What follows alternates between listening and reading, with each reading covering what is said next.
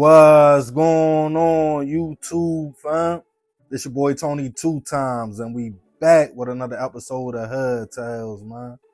Before I start, be sure to tap that like button. It's free. It helps get the video out there. Definitely watch this video to the end so you can hear the full story and all the details in the case. For my day one fam, y'all already know it's all love. Thanks for tuning back into another episode. If you're new to the channel and you're feeling the content, feel free to subscribe. Definitely hit that notification bell so you can be notified every time we drop a new video. Oh yeah, feel free to share the channel with your peoples. Everybody is welcome. With that being said, let's get right into the story. As a parent, most of us want to give our kids the best life possible.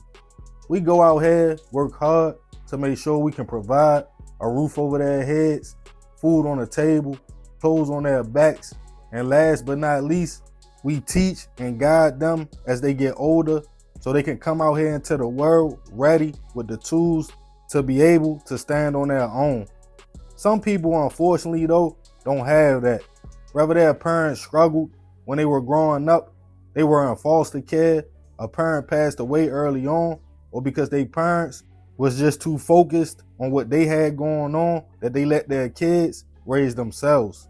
While that kind of upbringing can definitely affect you and cause trauma, it's still debatable if that makes you stronger and able to go out here and never look back, because an individual like that doesn't have their parents or family to fall back on.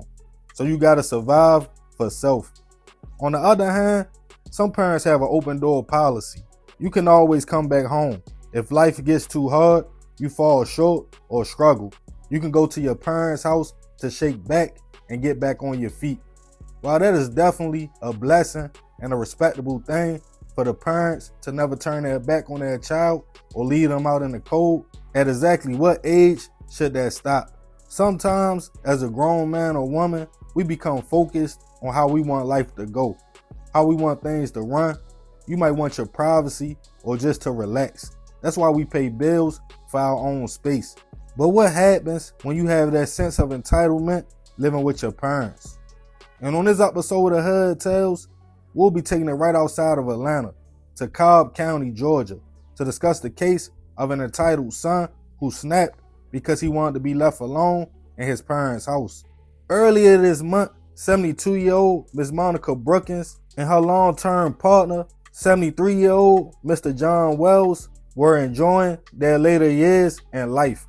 Just a few years prior, the couple had relocated from California, came south, moved to Georgia for a little more of a quiet and laid-back lifestyle. They landed right outside of Atlanta in a quiet suburb of Powder Springs, Georgia, where neighbors in the community took kindly to the older couple, who always seemed happy and in a friendly mood. The two originally met in college back in the day, but they lost contact for a few years. After they reconnected, it was love at first sight, and ever since then, they were glued at the hip. Miss Monica, always willing to help and very smart, didn't hesitate to show up for her new community. She served on the HOA board, and everybody loved the sweet older woman throughout the subdivision. Mr. John also got along with everyone as well. Either outside in the yard or doing something with his car, he was always happy to see his neighbors and strike up a conversation. The couple shared the daughter together, but she was grown and out on her own. But Miss Monica had a son from a previous relationship, 31-year-old Martin Dewberry.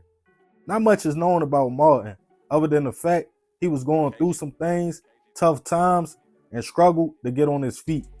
But his mother and stepfather welcomed the man into their home with open arms. At first, everything seemed smooth.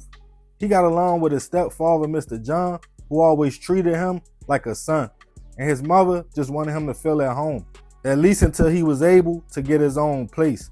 It was a family vibe, dinners, conversations. Martin even had his own space in the house. But being grown, living with your parents, was affecting the man, who started getting irritated and wanted to be left alone. His mother and stepfather just chucked his attitude up with him being frustrated with life and his position. On December 6th of this month, It was a special day for the couple.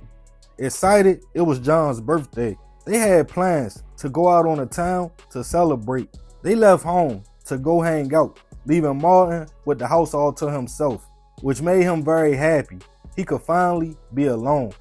But being up in age, Miss Monica and Mr. John didn't stay out as long as Martin thought. They called him and stated they were on their way home. When they pulled back up to the house later that evening, the couple had been out having a good time, and they were all smiles. They walked through the front door when multiple shots went off. Minutes later, 911 received a call. It was Martin on the other end. He calmly told the operator, "I shot my parents. You better get here before they pass away." As local police responded to the home, Martin came outside with his hands raised in the air and surrendered without a fight. Police went inside of the home to find both Ms. Monica and Mr. John suffering from multiple gunshot wounds, and unfortunately, neither one would survive their injuries. When Martin was asked why did he shoot, why did he do that to his parents, he stated because he didn't want to be bothered and wanted to be left alone. He claimed they were supposed to be gone all day, and he was mad they came back home early. He was charged with 2 counts of first-degree hit, also multiple counts of assault. As the community heard about what happened, people couldn't believe the nice older couple were gone.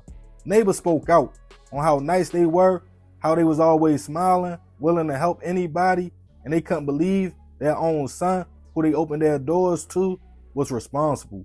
I'm not sure if Martin was a little bit off, but his sense of entitlement is crazy. You get mad because your older parents in their 70s came back home to their house early where they pay the bills at, and then you ambush them as soon as they walk through the door because you wanted to be alone. The crazy part is, he did that. Now you sitting over a loud, dirty jail where nobody is never quiet, banging, kicking on the door late at night, a cellmate. You probably will never be alone again. Rest in peace to Ms. Monica and Mr. John. I send my prayers and condolences to their loved ones. To make it 70 years in this world and to lose your life to your own child for only trying to help him is terrible. I want to ask y'all a question, fam. As a parent, do you think you should always have an open door policy for your child? Or do you think it comes a time and age you just got to show tough love and tell them they got to stand on their own and can't come back home? Let me know in the comments. And remember, we got to succeed, not to fail, so we won't be just another hood tale. Yeah, man, that's a terrible story. Rest in peace to Miss Monica and Mr. John. I definitely send my prayers to their family. But I ain't gonna talk too much more about this one. Y'all leave it in the comments. I appreciate you if you made it to the end. Be sure to tap that like button. This is another episode of Hood Tales. It's your boy Tony 2 times. Love, fam. I'm out.